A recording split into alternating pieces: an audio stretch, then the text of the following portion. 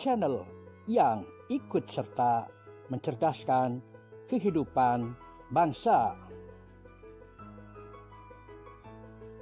Bagi Anda yang belum subscribe dulu ya guys.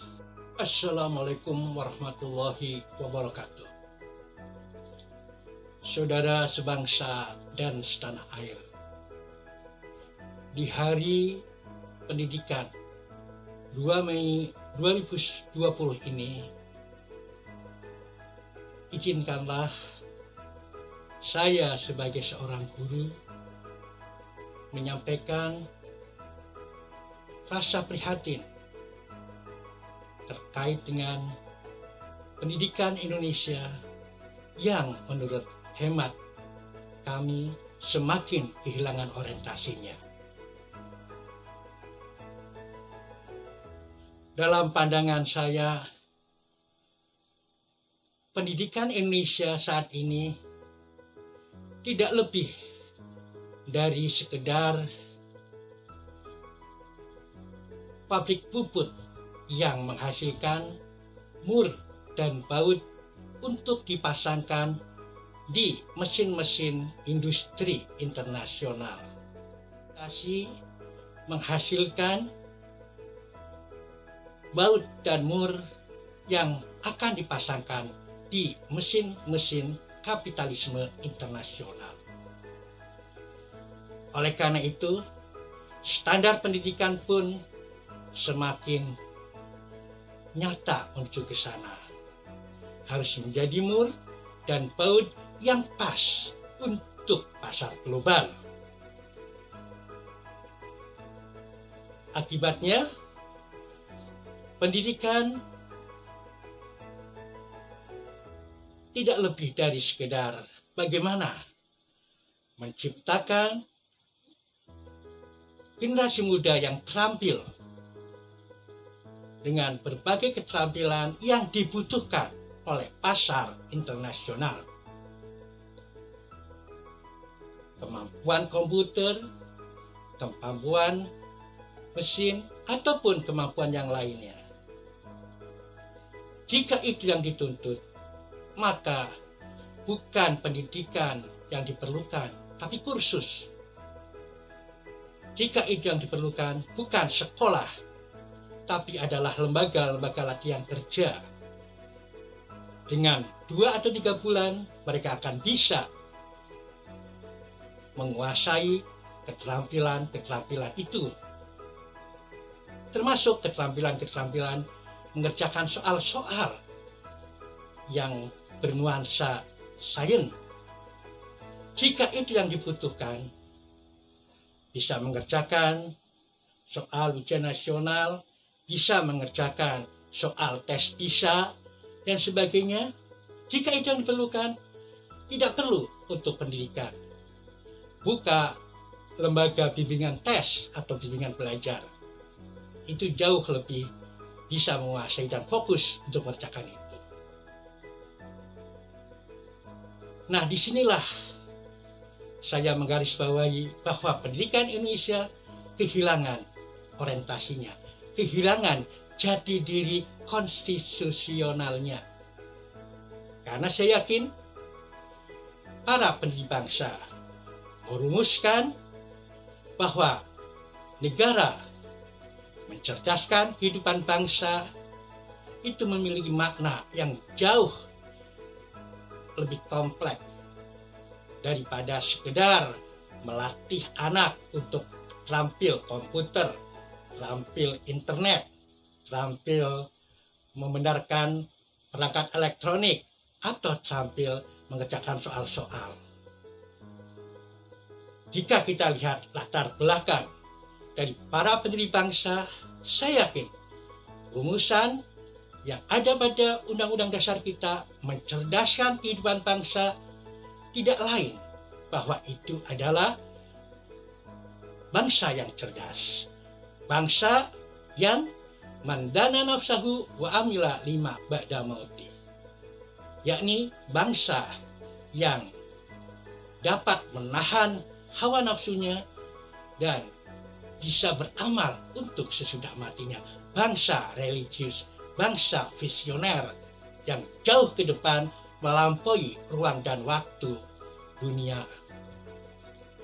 Saudara, dengan orientasi yang semacam itu, bahwa pendidikan Indonesia berjati diri menciptakan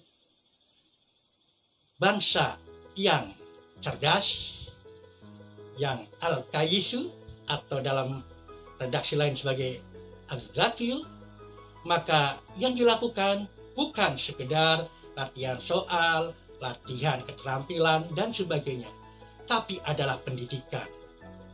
Pendidikan pada hakikatnya adalah waktu lama untuk membina karakter bangsa yang cerdas.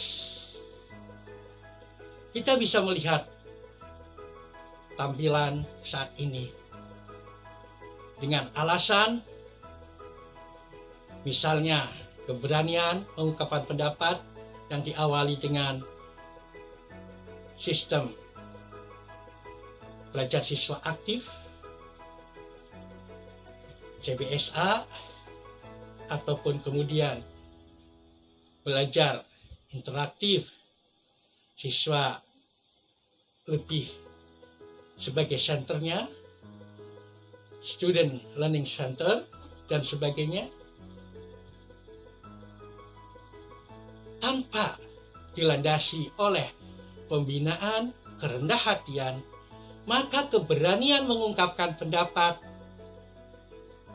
akan muncul, keberanian mengungkapkan pendapat yang ngawur.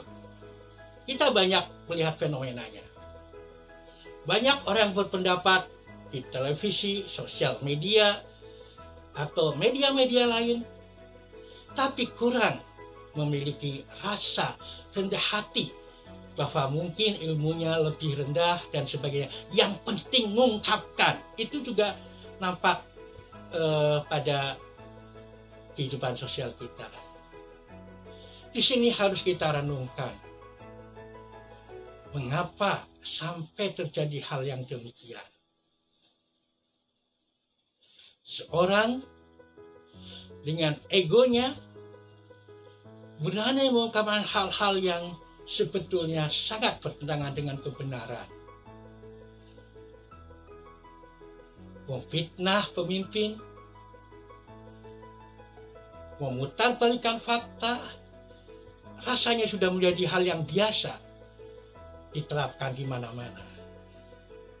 Hal ini sekali lagi kembali pada egoisme kita, egoisme kepribadian generasi yang tidak dilandasi oleh rasa takut akan kehidupan masa datang, kehidupan setelah dunia, kehidupan akhirat. Mereka dengan seenaknya saja melakukan berbagai fitnah, melakukan berbagai kebohongan, hoax, dan sebagainya, karena mereka tidak dilandasi oleh rasa takut bahwa mereka harus bertanggung jawab di hadapan Allah Subhanahu wa Ta'ala. Nah, disinilah yang harus kita perhatikan. Gembar-gembor kemajuan pendidikan yang saya lihat adalah gembar-gembor membina liberalisme. Membina seorang orang yang berkualitas dalam tanda petik yang sesuai dengan standar internasional sebagai buruh, atau dalam bahasa saya sebagai baut dan mur yang akan dipasangkan pada industri mesin-mesin industri dari dunia internasional. Jadi sekali lagi pada hari pendidikan ini saya harapkan marilah kita kembali pada pendidikan berjati diri bangsa Indonesia, yakni pendidikan yang membangun karakter generasi muda yang berketuhanan yang Maha Esa, berperi kemanusiaan, berpersatuan Indonesia, bermusyawarah atau berkerakyatan, dan juga berkeadilan sosial. Bukan generasi-generasi yang mengedepankan egonya, mengedepankan kepentingannya dengan menghalalkan segala cara, yang ini sangat nampak di mana-mana, apalagi kalau kita membuka sosial media. Mudah-mudahan apa yang saya sampaikan bisa kita renungkan. Dan sekali lagi, marilah kita kembali pada janji diri pendidikan Indonesia, yakni mencerdaskan kehidupan bangsa dalam artian sebagai bangsa yang mandana nafsahu wa amila lima pada mauti, sesuai dengan rumusan yang telah dilakukan oleh para pendiri bangsa yang rata-rata adalah berpendidikan agama.